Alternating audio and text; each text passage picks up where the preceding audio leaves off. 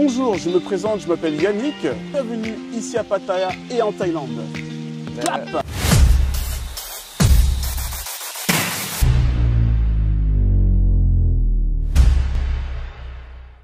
Bonjour à tous, bienvenue sur Clap Thailand, ton émission présentée par Mathieu San. C'est un plaisir de vous retrouver.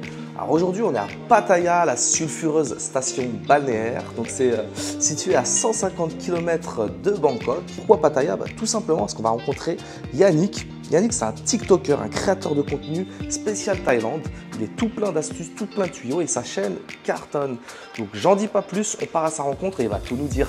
Allez, tchuss! Bonjour Yannick, merci d'avoir accepté mon invitation, c'est très sympa. Moi je te suis depuis un bon petit moment sur TikTok. Je vois que tu fais beaucoup de live, tu fais des tutos, etc. Et du coup, est-ce que tu peux te présenter pour les personnes sur YouTube qui te connaissent peut-être pas? En tout cas, merci déjà pour ton invitation. Moi aussi, j'ai regardé pas mal de vidéos de toi. Parce que je ne connaissais pas trop Koh Samui et c'est bien d'avoir des vidéos sur YouTube. D'accord. Tu donnes pas mal des tips et ça, c'est pas mal. Je m'appelle Yannick. Je suis venu en Thaïlande il y a pas si longtemps que ça. J'ai commencé à Thaïlande il y a 3 ans. Comme tu dis, je kiffe la Thaïlande. Donc, ce que je voulais faire, c'était de développer des images, mais pas comme on a l'habitude de voir, mais plutôt le côté immersif.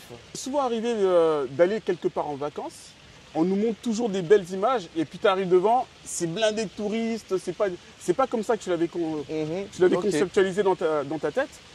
Et puis je me suis dit, le concept d'image voyage, ça serait de montrer justement la réalité, c'est-à-dire, moi je vous montre comment c'est en direct. Et là, vous pouvez même vous projeter et visualiser.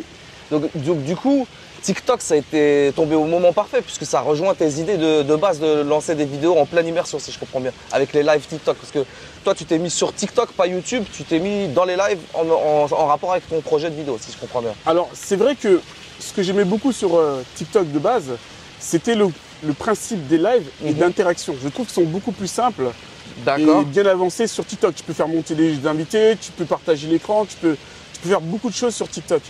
Et donc, comme les interactions avec les gens pour moi étaient importantes, avant de venir en Thaïlande, je voulais avoir des informations et je cherchais des gens qui faisaient des lives. J'ai trouvé personne et je me suis dit, c'est dommage. Ah bah oui, parce que c'est vrai, mais c'est vrai parce qu'en fait, beaucoup de gens se sont mis sur YouTube et maintenant, en fait, moi, ce que je me rends compte, c'est qu'en fait, on avait beaucoup de préjugés sur TikTok en disant, ouais, c'est pas forcément du bon contenu et tout, alors que souvent maintenant sur YouTube, moi en tant que youtubeur, je vois des longues vidéos où en fait le résumé il aurait pu prendre 1 minute et moi quand je vois tes lives, je me dis attends, j'ai pas besoin d'aller sur YouTube à moins que ça soit un youtubeur comme Mathieu San. Et voilà, je rigole. Non, mais voilà, tu vois ce que je veux dire. Et donc c'est pour ça que je me suis dit que ce serait intéressant de communiquer avec des TikTokers et franchement je suis très content. Du coup, tu me dis que ça fait 3 ans que tu voyages en Thaïlande ou en Asie du coup parce que en Thaïlande. En Thaïlande, oui. Mais moi, je reste longtemps du coup. Donc, comme je reste longtemps, l'avantage, c'est qu'effectivement, il y a des gens qui ont l'habitude de faire la Thaïlande depuis plus longtemps que moi. Mais moi, je veux vraiment assimiler les codes. C'est-à-dire comprendre comment les gens vivent, voir les saisonnalités. C'est pareil, tu vois, par exemple, tu as 3 saisons en Thaïlande. Beaucoup pensent qu'on a 2, mais en fait, on a 3. Aussi voir la dynamique qu'il y a sur chaque saison, sur les coûts. Vraiment une analyse complète. C'est ça parce que ce que je vois, tu proposes à chaque fois que moi je scrolle, je suis abonné à ton compte. Dès que je scrolle, je vois hop, image voyage, un petit plan hôtel, un petit plan transport, un petit plan visa. Donc du coup, quelle est ta thématique en particulier? Tu en as une en particulier ou c'est une thématique en général? Bien sûr, la générale c'est de faire des lives. À la base, c'est ça. C'est de montrer le côté immersif, mais pas forcément, parce que beaucoup de gens peuvent penser, et d'ailleurs, j'ai souvent eu des remarques un peu là-dessus en mode « ouais, tu montres toujours la même chose et tout ça ». Oui, parce que moi, je suis dans un principe où je montre, voilà, là, je suis à Pattaya, donc je vais faire beaucoup de lives sur Pattaya. Quand j'irai, par exemple, à Phuket, je ferai beaucoup de lives sur Phuket et ainsi de suite. Et donc, c'est vrai que ça peut être répétitif, mais c'est pas très grave parce qu'en fait, sur Phuket, par exemple, tu as le système des scrolls. Donc, les abonnés qui vont venir sur TikTok, c'est pas des gens qui te connaissent forcément. Ils posent régulièrement les mêmes questions. Donc, comment ça se passe pour les visas? Comment ça se passe là-dessus? Et c'est pour ça que j'ai développé, en fait, par la suite des services. Car, en fait, c'est par rapport aux questions qu'on me posait régulièrement où je me suis dit, je vais faire un support, donc un site internet, qui va répondre, en fait, aux demandes, aux besoins. Voilà. Ok. Ouais, c'est exactement ça. Parce que moi c'est pareil. J'ai créé un groupe Facebook l'année dernière. Et en fait, nous, dans le groupe, l'esprit du groupe, c'est la bienveillance. Il y a une personne, ça fait 6 mois qu'elle est dans le groupe. Et puis il y a une personne qui arrive, aujourd'hui elle arrive et elle pose une question qui a été posée il y a 6 mois. Oui. Et nous, ce qu'on a mis vraiment le point d'honneur, c'est de dire il n'y a pas de petites questions. Donc reposer même 50 fois la même question et ça rejoint ce que tu dis. Donc en fait, ce que je comprends, c'est ça peut paraître des fois répétitif, mais au final, c'est une réponse continuelle aux besoins des personnes qui sont en recherche d'informations sur le voyage, sur la Thaïlande. Bien sûr. Par exemple, surtout que là encore, tu parles de groupe. Mais si par exemple je fais un live pendant 2 heures, les gens vont pas rester. Enfin, il y en a qui restent longtemps. Exact, ouais. Mais on sait que toutes les 5 minutes, tu as peut-être 10% qui est renouvelé. Donc les gens, ils viennent et ils reposent des questions. Ouais, t'es où? Bah, même si j'ai marqué une bannière où c'est marqué je suis à Pattaya, bah, les gens me posent quand même la question. Ils te posent quand même la question, ouais, c'est clair, ouais, je comprends. Ouais. Et puis, on me repose souvent les questions. Donc, c'est vrai qu'au début, je trouvais ça un peu galère. Mais en fait, je me suis dit, oui, c'est le système de TikTok. Donc, c'est aussi à toi de faire preuve d'adaptation. Du coup, depuis 3 ans, alors comment tu fais alors pour financer tous tes voyages? Tu vis en Thaïlande, tu es freelance, tu es un petit peu digital nomade, quelle est ta situation? Alors exactement, moi, si tu veux, avant, j'ai eu l'avantage de faire pas mal de saisons. Ok. L'avantage, c'est que comme je m'intéresse beaucoup à la finance et à l'économie, beaucoup d'économie de côté, et donc après, je planifie énormément. J'ai aussi développé, surtout pendant la période Covid, les connaissances. Parce que vu qu'on était confinés, bah, moi j'avais le temps de vraiment étudier à fond la finance, l'économie. Donc je me suis lancé sur le dropshipping, le e-commerce et tout ça. Et là, je me suis dit, bon, bah, en Thaïlande, je vais faire un service spécial sur la Thaïlande. Mais j'ai pas que ce service-là. Donc voilà, je travaille de mes business en ligne. Du coup, toi, tu es en ligne, ça veut dire, depuis à peu près la période Covid. Exactement. D'accord, ok. Et les débuts, ça a été compliqué ou ça allait? Oui, parce qu'en fait, comment ça s'est passé? En fait, quand je commence, moi, à ce moment-là, je venais d'investir en immobilier, j'avais pas beaucoup de moyens. Et ce qui est un peu chiant au début quand tu fais ton business en ligne, c'est qu'il faut tester. Et donc, quand tu testes un produit, tu dois mettre un budget. Eh oui, exactement. Ouais, donc c'est ton but. Admettons, tu dis, tiens, je prévois 150 € sur ce produit-là, mais il ne marche pas. T'en fais un deuxième, ça ne marche pas. Ah, tu dis, c'est bon. Ouais, c'est clair, c'est clair. Et puis, si je ne dis pas de bêtises, que moi, je ne connais pas trop, hein, mais tout ce qui est e-commerce, dropshipping et tout, il y a des trucs où tu dois payer des pubs sur Facebook. Mais oui, c'est ça. C'est-à-dire que déjà, toi, tu conçois ton site. Bon, aujourd'hui, avec Shopify et tout, c'est très facile. Hein. Limite, ils t'ont déjà créé le site, tu as juste à mettre 2-3 images et adapter les informations. Ok. Mais il te faut un certain budget pour tester des produits.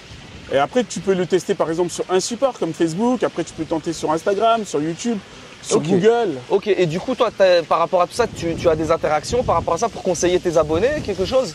Tu parles un petit peu de ça ou c'est plus sur la Thaïlande par exemple? Alors, vu que je suis sur la Thaïlande et que ceux qui viennent sur Image Voyage, ils viennent justement pour la Thaïlande, je parle principalement de la Thaïlande. Mais ça m'arrive de temps en temps de faire des petits à côté où on parle un peu de société, on parle un peu d'économie, même des fois un petit peu de politique. Même je sais que ça, c'est pas un sujet que les gens aiment bien, mais je dis toujours aux gens, c'est important de pouvoir avoir les connaissances pour pouvoir planifier et anticiper. Parce que moi, honnêtement, je vois que c'est très compliqué en France en ce moment. Et d'ailleurs, c'est pour ça que je suis sûr que je sais que tu fais les services aussi sur la Thaïlande et je sais qu'il y aura de plus en plus de monde parce que le nombre de personnes qui me disent j'ai envie de quitter la France pour bien sûr, il y a de la demande, c'est clair. C'est juste hallucinant. Alors, oui, l'expatriation, le voyage, il y a plein de registres, il y a plein de choses et c'est clair. Non, c'est clair, tout à fait.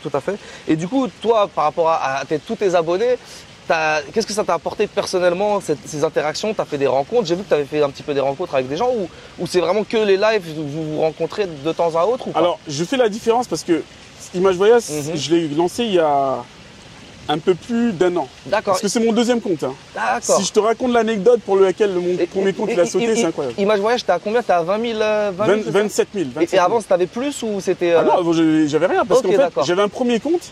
Il a sauté, banni définitivement des lives et mon business tournait autour des lives. Et ben, j'ai dû refaire un deuxième compte et cette fois-ci, c'était Image Voyage.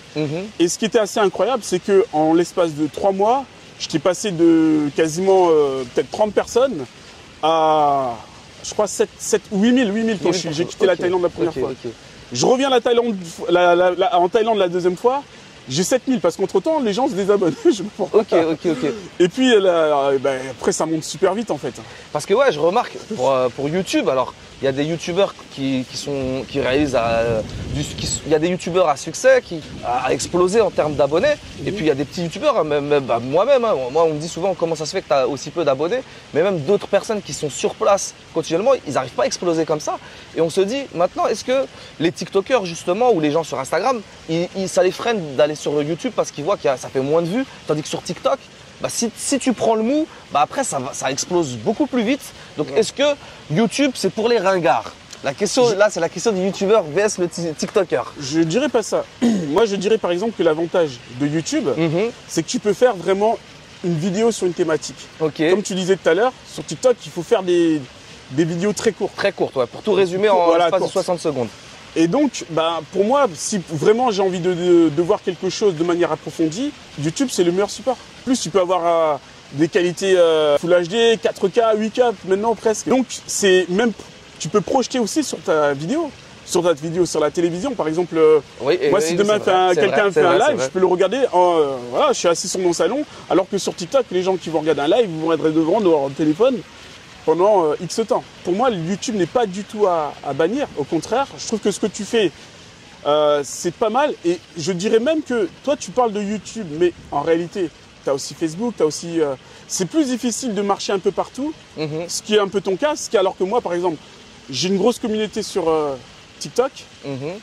Bah, si tu vas sur Instagram et YouTube, je suis tout à fait nouveau et je vois que ça prend pas aussi vite. En fait, ouais, ça dépend, je pense, de l'implication dont tu mets sur une plateforme. Exactement. Après, ouais, il faut tenter de se mettre dans tous les réseaux, mais bon, le but, c'est de se faire plaisir avant tout. Hein. Moi, personnellement, je le fais vraiment par passion. Après, en même temps, au vu des années, c'est normal qu'on doit se professionnaliser, faire du contenu, du meilleur contenu, proposer des nouvelles choses. Au bout d'un moment, si on peut pas saturer parce que ça regorge tellement de trésors, ce pays-là, qu'on ne pourra jamais... Quelqu'un qui dit qu'il sature sur les réseaux, c'est qu'il a pas compris le concept. Le concept, c'est que c'est un pays magnifique, il y a des passionnés. Le simple fait d'atterrir, le simple fait quand tu es resté un an, comme tu dis, avec les problèmes qu'on a en France, et tu atterris ici, là, dans un coin où c'est magnifique. Et là, on est au bout du monde. On est deux Français, on est ici au bout du monde. C'est incroyable. En l'espace de 1 minute, tous tes problèmes, tu les oublies. Image Voyage. Hein. Exactement. Mais écoute, là, si tu veux, moi, j'aimerais bien, je te propose un truc. J'aimerais bien que tu nous fasses une petite démo sur la plage de tes lives, si ça te dit. Bah allez, vas-y. C'est tout bon? On fait ça, ouais. Allez, go. Allez, les gars, on se rejoint à la plage. Donc ça démarre comme ça alors. Ça démarre comme ça, tu vois. Ok, Image Voyage en live. Voilà, et en fait... Wow, donc là ça démarre tout de suite, t'es déjà à 16 personnes, 17. 17, wow, ouais, comment ça monte? Ça va monter vite, ouais. Okay. Et là, salut Greg, salut Poésie Story. Donc là je réponds Sou. Salut, hello Danilo. Salut Patou Meloutou, ça va bien? Tu vois là, maintenant c'est monté à 58. Waouh, ah ouais, carrément là, je sais pas si on le voit. Ah ouais, là c'est juste là, 58. Voilà. Okay. Salut Greg et les 7-Eleven. Le badge. Et voilà, et puis après c'est quoi, tu marches comme ça? Et en fait je marche, je vais présenter un petit peu la Thaïlande, voilà. Donc je te filme comme si t'étais tout seul. Alors je profite pour dire aux gens qui sont sur le live qu'aujourd'hui je suis avec Mathieu qui a une chaîne YouTube Clap sur la Thaïlande. Et donc je vous invite déjà à vous abonner sur son YouTube parce qu'il montre des contenus longs. Merci.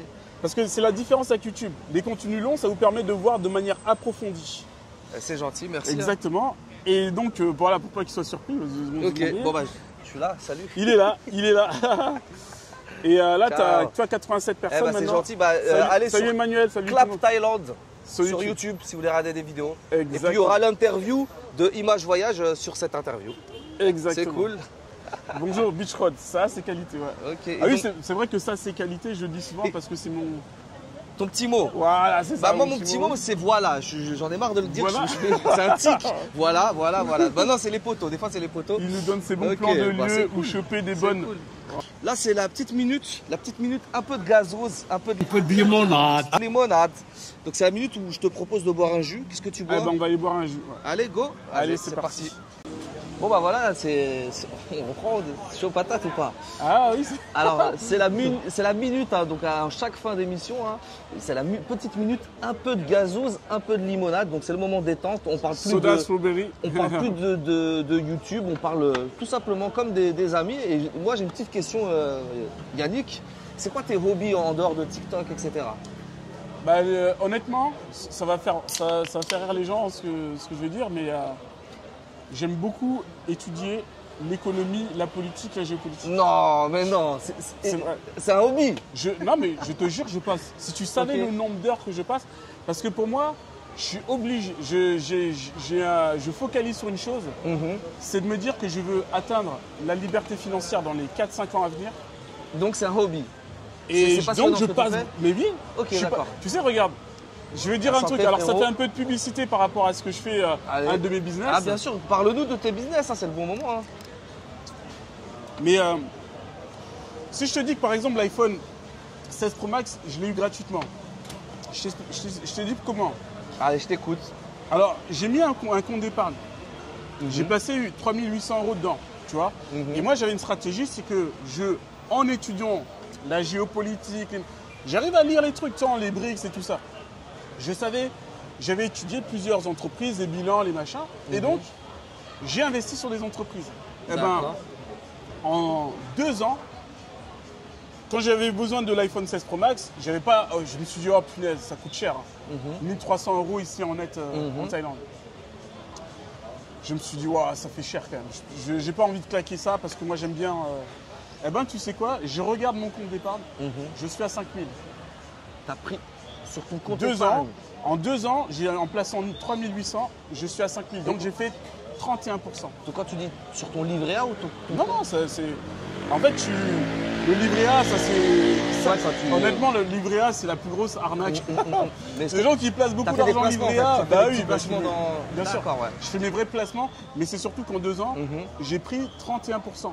Si je dis ça aux gens, les gens vont dire n'importe quoi, c'est pas possible, tu peux pas trouver. De 3008 à 5000, ça fait 31%. C'est extra. Et donc ce que j'ai fait, j'ai retiré l'argent et j'ai mis 100 € de plus, j'ai acheté l'iPhone 16 Pro. D'accord.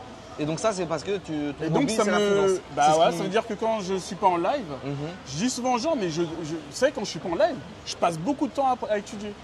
Donc c'est... Et j'ai une question Yannick. Parce que nous on fait jeune, tu vois. Toi et moi, ça se voit, on n'arrive pas à deviner notre âge. Quel âge as-tu?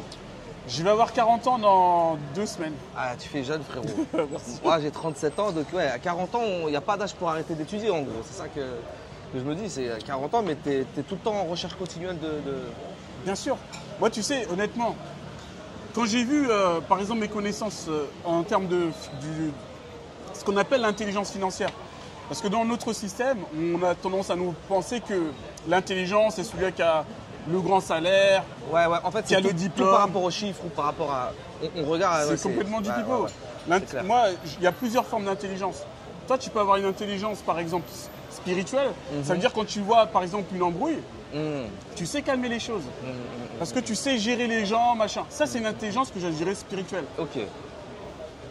Je peux aussi développer une intelligence d'adaptation, c'est-à-dire tu arrives en Thaïlande, tu sais assez facilement, tu arrives à te démerder. Alors qu'il y a des gens, ils vont être complètement perdus. C'est une autre forme d'intelligence. Bien sûr. Intelligence ou force alors? Non, moi j'appelle ça une intelligence. Une intelligence, d'accord. Et je dirais que moi j'essaie d'avoir un peu toutes les formes d'intelligence, mais l'intelligence la plus importante par rapport au système de notre vie, c'est l'intelligence financière. Et c'est pour ça que je focalise là-dessus. C'est mon point de vue, après chacun pense ce qu'il veut, mais je sais que depuis que j'ai des bonnes connaissances et je me connais bien dans ce domaine-là, je vois littéralement ce que je peux faire de ma vie, c'est rien à voir avec avant. Surtout quand tu es à 10 000 km de la France, tu es un petit peu obligé, c'est un peu obligé. Sinon, soit tu ouvres un petit commerce physique en Thaïlande et puis bon, ça s'arrête à là. Là, vu que toi, tu es dans tout ce qui est en ligne, tu es obligé de te développer. C'est une étape obligatoire, je dirais. Tu sais, tout à l'heure, je pensais à un truc avant de venir chez toi. Ouais. Pour dire tellement je suis passionné par ça. Je repensais à des personnes âgées qui disaient jeune homme, tu vas pas m'apprendre la vie. Moi, j'ai fait ça, j'ai fait ça, j'ai fait ça. Ouais. Je respecte les personnes âgées parce qu'effectivement, on a toujours à apprendre de nos anciens. Et moi, dans ma culture africaine, les anciens sont hyper respectés, ils sont hyper importants. Bien sûr, ouais. Et, mais je me dis, tu vois, il faut quand même des fois être un peu modeste quand même parce que aujourd'hui, ça fait quelques années maintenant que je fais TikTok et tout ça, mais demain, on peut très bien avoir un jeune qui débarque, Moi, je pourrais avoir aussi le côté, hey mec, tu vas pas m'apprendre la Thaïlande, tu vas pas ceci, cela. Là, tu parles mais ça se trouve, le mec, au bout de 6 mois ou 1 an, il va percer beaucoup plus que moi. Bien sûr, mais là, tu parles des vieux qui sont en Thaïlande, c'est ça? Non, je parle pas des vieux. C'est juste c'est imagé, voilà, une métaphore. Okay. C'est-à-dire, quand les gens te disent ça, c'est qu'ils se sentent souvent plus intelligents et pensent que tu n'as rien à apprendre, machin, truc. Alors qu'en réalité, quand je parle de plusieurs formes d'intelligence, demain, je peux avoir quelqu'un qui vient faire exactement le même truc que moi, mais qui va percer beaucoup plus en ayant beaucoup moins d'expérience que moi. Exactement. Et tu vois, et donc, ça veut strictement rien dire. Là, tu résumes bien parce que justement, moi, je me suis dit, c'est très intéressant d'aller à la rencontre des TikTokers. En fait, TikTokers, on l'associe un peu à la génération Z, c'est un petit peu nouveau, c'est un petit peu truc. Et puis, YouTube, beaucoup de gens pensent, voilà, YouTube c'est en place, il y a tel YouTuber. Et en fait, il y a plein de personnes maintenant, des créateurs de contenu, que ce soit sur Instagram, sur TikTok et sur YouTube. Et en fait, il n'y a pas de meilleur ou de quelqu'un qui a le monopole de quelque chose des réseaux sociaux. Et puis, du coup, je suis très content de t'avoir rencontré pour avoir ton point de vue par rapport à tout ça, hein, tout ce monde de réseau, d'expatriation, de partage dans un petit peu les lives, hein, dans ce monde virtuel mais réel, parce que je t'ai vu, tu fais aussi des interviews avec des personnes qui te suivent. Je peux juste me permettre sur les interviews. Sûr. Oui, bien sûr. Tu sais, il y a une personne qui est très connue par rapport aux interviews, c'est Sabri Taï. Ok. Et ce qui est marrant, c'est que moi j'ai toujours regardé plusieurs interviews, que ce soit pas forcément sur la Thaïlande, micro-trottoir et tout ça, et j'ai toujours trouvé le concept sympa. Comme tu disais, j'essaie de me rendre disponible. Donc de temps en temps, je vais voir mes followers et tout ça, et je leur propose de faire une interview. Comme les gens identifient ça à Sabri Taï, j'ai souvent le droit de « Ah, tu fais du Sabri Taï ». Le simple fait de dire que tu fais du Sabri Taï, c'est quand tu as quelqu'un qui va te dire, par exemple, je viens sur Pattaya, moi j'assume de dire que je viens pour les filles ou le côté un peu sulfureux. Par contre, quand c'est quelqu'un qui va rester correct, machin truc, on ne me fait jamais aucune allusion à Sabri Taï. D'accord. Tu vois ce que je veux dire? Ouais, en fait, le souci, c'est que il y a des formats sur la Thaïlande qui ont été découverts, on va dire le format interview. Pour certaines personnes, ça a été inventé par Sabri. Oui. Alors que le format d'interview, tu peux aller sur Grain, sur plein de thématiques différentes sur YouTube. Les interviews en plan rapproché, etc. Ça existe depuis des années et des années. Après, voilà, c'est clair que si quelqu'un il regarde que des vidéos sur la Thaïlande, il va se dire « Ah bah maintenant ça s'est développé, tout le monde fait un petit peu ça, tout le monde fait ceci ». Alors que pas du tout. Tu vois, en fait, il y a plusieurs types. Moi, j'ai analysé un petit peu les interviews. Les interviews, comment elles se font soit comme ça veut dire en plan rapproché. Voilà, ça c'est le style un petit peu Sabri. Soit comme ça, donc là c'est le style un petit peu à l'ancienne, tu vois. Et puis après il y a sinon il y a une caméra qui est là et une caméra qui est là. Donc en fait il n'y a pas de style. C'est professionnel. Ouais non mais t'es obligé d'analyser. Et en fait les gens ils se disent bon il y a un truc qui appartient à l'autre. Non, ça a marché de sa façon à lui, mais les interviews elles existent depuis la nuit des temps. Moi YouTube. Par exemple, même en parlant de Sabri, si on veut parler de Sabri, moi, par exemple, Laurent Cassia. Laurent Cassia, c'est un des premiers vlogueurs en Thaïlande, qui a vlogué en Thaïlande, en Asie, en Corée du Sud, au Japon, en Chine. Et c'était lui qui parlait que du 7-Eleven. D'accord. Et en fait, moi j'ai remarqué, par exemple, Sabri, lui, il a repris, on peut dire qu'il a repris le truc du moi c'est Monsieur 7-Eleven. Alors que Monsieur 7-Eleven, c'était Laurent Cassia. Mais personne ne l'a détecté. Moi, ça fait des années que je regarde YouTube. Et en fait, il n'y a pas un truc qui appartient à une personne. Et surtout qu'on s'inspire tous les uns des autres. Oui, bien sûr. Tu vois, moi, il y a des choses que toi tu vas faire, je vais m'inspirer. Bien sûr. Et je vais te dire un truc. Je vais te dire un truc. Moi, j'ai analysé des YouTubeurs en Thaïlande, je dirais pas qui. Mais moi, à l'époque, quand j'ai commencé, j'ai fait une vidéo. Le lendemain, pas le lendemain, pardon. Une semaine après, il y avait exactement pratiquement le même titre et la même thématique. Est-ce que je m'en suis plaint? Je me suis dit non. Tu vois, si ça inspire les gens, tant mieux, tu vois. Et puis moi, je partirai jamais du principe que je m'approprie. Je sais pas. Demain, même s'il y a un truc qui marche bien, je vais pas partir du principe que je vais me dire que personne ne fera jamais ce que je fais. Tu vois, c'est sûr. Moi, dans mon optique, personnellement, c'est tu copies, par exemple, toi, tu as un commerce là, tu vends des kebabs et que le mec, c'est ton pote et qui vend un kebab à côté, là, c'est la guerre, d'accord. Mais là, un truc de réseaux sociaux où tout le monde est libre de faire ce qu'il entend, ce qu'il le chante, ce que les gens. Juste sur un téléphone. C'est tout, c'est ça. Ça veut dire, Là, on avait coupé la caméra, mais au final, on a des choses à dire, les gars, on a des choses à dévoiler. Oui. Qu'est-ce que tu voulais me parler, moi, Yannick? Ce que je voulais dire déjà, c'est que j'ai travaillé dans le tourisme avant. Honnêtement, j'ai eu la chance dans ma vie de voyager dans beaucoup de pays dans le monde. Et j'ai constaté une chose, c'est que quand tu es noir et quand tu es blanc, tu n'as jamais le même traitement. Que dans l'imaginaire des gens, le noir, bah, la réputation du noir, c'est l'Africain qui a pas beaucoup d'argent, qui veut aller dans les pays développés pour trouver une vie meilleure, donc un mendiant. C'est souvent l'image que les gens ont. Et ça, tu parles dans les pays dans le monde entier, c'est comme ça que j'ai ressenti les choses. Ok. Ouais, parce que je peux pas rentrer dans les détails, mais moi, tu sais sur quoi j'ai remarqué, c'est parce que ceux qui travaillaient avec moi étaient blancs. Ok, mais toi, tu faisais quoi exactement, ça veut dire? Tu travaillais je travaillais dans des hôtels de vacances, on organisait des séjours et tout ça. Et tu bougeais, tu faisais des pays, ça veut dire tu faisais quoi comme pays? Bah alors, en Europe, j'ai fait le Monténégro, l'Albanie, la Croatie, l'Espagne, le Portugal. En Afrique, j'ai fait le Cap-Vert. Après, j'ai fait le Mexique. J'ai fait aussi le Maroc, pardon, excuse-moi, le Maroc. Voilà, j'ai fait ça en termes de pays. Donc pour toi, il y a un traitement de faveur. Et les Antilles. Un traitement de faveur qui est complètement différent, c'est-à-dire à travers même tes collègues. Ça veut dire dès qu'on va parler avec toi, le fait que tu sois noir, et ben on va te parler différemment que si tu aurais été blanc. C'est ça que tu veux dire ou... Non, c'est que dans l'approche, on le ressent. C'est-à-dire que je vais te donner un exemple de ce qui m'est arrivé quand j'étais arrivé au Mexique. J'arrive, bon, tout de suite ils me regardent, ouais, vous êtes qui, vous venez, pourquoi, machin truc. Donc ça, c'est des questions qu'on pose régulièrement. Alors, et à un moment donné, je leur dis, oui, j'ai une réservation dans un hôtel, montrez-moi. Et ça allait tellement dans les détails que ça en devenait gênant, tu vois. Par la suite, mon ex-copine qui débarque, ils lui ont posé la même question, vous êtes là pour combien de temps? Je suis là pour ça. Ok, bah, allez-y. Et en fait, moi, ce genre de petits détails-là, ou même quand tu arrives dans l'hôtel, on te regarde comme ça au départ, et je dis oui, j'ai une réservation.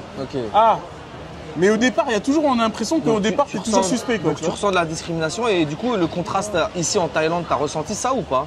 Du coup, tu sais, c'est là où j'allais en venir, c'est que la première fois que je suis arrivé même pas en Thaïlande, en Asie du Sud-Est. En Asie du Sud-Est, d'accord. J'ai découvert, alors là je vais parler de la Thaïlande, mais j'ai découvert le concept de Thaïlandais local et farang. Et là, que tu sois blanc, arabe, ce que tu veux en Thaïlande, ils ne font pas de différence. D'accord. Moi j'ai des potes qui soient turcs, arabes, noirs, tout ce que tu veux. Ils ont les mêmes histoires que tout le monde en fait. C'est pas, il n'y a pas une histoire spécifique pour telle personne. Parce qu'en Thaïlande, j'ai quand même entendu le phénomène des French arabiques. Ça vient d'où? Ça vient des Thaïs, ça vient des Français, ça vient d'où ça? Ce terme-là, je suis sûr que tu l'as jamais entendu ni à Bangkok ni à Pattaya. C'est approprié à Phuket, c'est ça? Voilà. Donc déjà, c'est ciblé à un endroit. On est d'accord. Pourtant, des Arabes, il y en a un peu partout, on est d'accord. Voilà. Donc c'est ciblé à un endroit. Et après, moi, pour avoir été à Patong pendant très longtemps, c'est vrai que tu as les jeunes, tu sais comme ils font un peu chez nous dans les quartiers, ils roulent vite, ils parlent fort, ils font comme au quartier. Ouais, le bordel. Ouais. Voilà, exactement. Et donc, ça, c'est vrai que pour les Thaïlandais qui sont très, tu vois, ils sont disciplinés ici, tu vois, bah, pour eux, ils hallucinent. Mais par contre, moi, je peux vous assurer, je peux vous dire en tout cas que ils sont très appréciés parce qu'ils viennent pas ils viennent pas manger des trucs à 50 bahts, les mecs ils viennent avec des liasses de billets. Donc ils arrosent les Thaïlandais à un tel niveau que les Thaïlandais, moi je les vois, ils leur déballent le tapis rouge. Mais c'est vrai que dans la globalité, ben, tu vois qu'effectivement, ils aiment bien rouler vite, ils aiment bien. Et pour moi, j'appellerais ça un peu de la petite délinquance visuelle. Mais je pense, par contre, que ce terme-là, il n'est pas amplifié par les Thaïlandais, parce que moi, je l'ai entendu une seule fois. Pourtant, j'en ai parlé avec des Thaïs. Mais par contre, les Français qui utilisent ce terme, je trouve que le prorata des deux, il est juste exagéré envers les Français. Et je pense qu'en fait, beaucoup de gens, pour ne pas dire leur ressentiment sur une tranche de la population, ont trouvé l'alibi, l'alibi du terme French arabique pour dire les Thaïlandais pensent que. Non, tu penses que. Arrête de dire les Thaïlandais. Moi, je ne parle pas au nom des Thaïlandais. Ok, d'accord. Donc ton point de vue, c'est qu'en fait, c'est des jeunes qui foutent un peu le bordel parce qu'ils sont jeunes. Oui, et c'est de la petite délinquance. C'est de la petite délinquance. Parce que moi, j'ai quand même vu des scènes, des grosses bagarres comme dans les rues de Phuket. Ouais, mais les bagarres, ça arrive de partout. Ce que je veux dire, ici, la dernière fois, moi j'ai vu des Chinois se bagarrer. Parce que à Pattaya, c'est rare. À Pattaya, quand même. Moi, ce que je sais, c'est que les Indiens à Pattaya, à la Walking Street, ils se bagarrent beaucoup maintenant. Ouais, voilà. Tu sais, à partir du moment... Après, juste une chose, la Thaïlande, c'est très sécurisé. Hein. Déjà, parce qu'il faut le dire, je pense que c'est le pays... Moi, je fais des lives, que ça soit la journée, la nuit, même dans des endroits où c'est très mal éclairé de la nuit, non seulement j'ai jamais eu de problème, mais je me suis jamais senti en insécurité. Okay. Mais attention, maintenant, on va pas se mentir, quand tu es dans un endroit où les gens boivent à fond, ils font la fête, t'as toujours des... Voilà, tu peux toujours avoir... Mais le prorata de bagarre par rapport à la masse de quantité de personnes, c'est ridicule, c'est dérisoire. Okay. Regarde, en France, tu vas dans une boîte de nuit, il y a presque des bagarres tout le temps, alors qu'il y a peut-être 100 personnes. Là, il y a peut-être, je sais pas, 100 000 personnes, 200 000 personnes, tu vas avoir une bagarre. Pour moi, en fait, ce que tu as résumé... Et c'est rare. Alors moi, je suis un peu... Un côté, je suis avec toi, un côté, je suis pas trop avec toi. Bien sûr, alors, c'est le débat. Pourquoi je suis pas trop avec toi? Parce que je trouve que c'est pas de la petite délinquance, c'est de la grosse délinquance à partir du moment où tu fais des courses-poursuites, où tu te bagarres, où tu te bagarres même avec les policiers ou des gens. Donc ça, je trouve que c'est un petit peu abusé. Après, le terme French arabique, oui, c'est un prétexte pour les racistes, pour appuyer sur le fait qu'ils n'aiment pas une certaine communauté en France. Ça, sur ce point-là, je suis complètement d'accord avec toi. Mais par contre, moi, les jeunes qui foutent le bordel, pour moi, c'est inexcusable. Et puis, voilà, tu viens dans un pays comme la Thaïlande, petite délinquance, et que ça soit même, par exemple, même au Maroc, tu l'as vu au Maroc, c'est-à-dire que même les Marocains même, ça veut dire eux-mêmes, les petits jeunes de cité qui viennent foutre le bordel au Maroc, les Marocains, ils n'acceptent pas. Donc en fait, ce phénomène-là, pour moi, il n'est pas acceptable dans un pays où, quand tu viens, même que tu es jeune, parce que même à l'époque, on allait à Lloret Delmar, je ne sais pas si tu as déjà testé, tu vois comment c'est l'ambiance, elle est catastrophique au bout d'un moment, en fin de soirée. Là, c'est pas les French arabiques, c'est tout le monde, c'est-à-dire c'est tous les gens de chaque pays. Et pour moi, même en Thaïlande, c'est tout le monde. Hein, pour moi, ces jeunes-là, ils devraient serrer la ceinture, je sais pas, en Thaïlande, trouver un truc pour qu'ils se calment et puis qu'ils viennent dans le pays et ils kiffent. Mais après, le terme French arabique, ça, pour moi, je suis complètement d'accord avec toi. C'est 100% un prétexte des gens qui c'est des gros fachos qui utilisent ça pour exprimer leur haine envers une certaine race. Alors, voilà, sur ce point-là. Moi, c'est mon avis. Oui, je suis d'accord avec toi. Alors, quand tu disais que, quand je te parlais de petites et grandes délinquances, moi, je parlais juste des gens qui, tu sais, de la masse, c'est-à-dire ceux qui... Parce que des courses-poursuites et des bagarres, c'est pas la masse. C'est clair. On est d'accord, c'est une extrême minorité. C'est clair. Parce que moi, je parle de la masse quand je parle de ça. La masse, effectivement, quand tu vois ceux qu'on va appeler French arabique, c'est plus cette petite délinquance. Même si c'est inadmissible, parce qu'en Thaïlande, ils sont tellement disciplinés que c'est pas cool de faire ça ici. Ah oui, c'est clair. C'est clair. Après, voilà. Après, moi, je sais, quand j'étais jeune, j'avais 18 ans, j'étais fait un peu le bordel, boire un coup, crier fort et tout. Mais bon, en réussissant à me contrôler. Après, ouais, des jeunes, ils sont un peu plus foufous, ils vont un peu plus loin.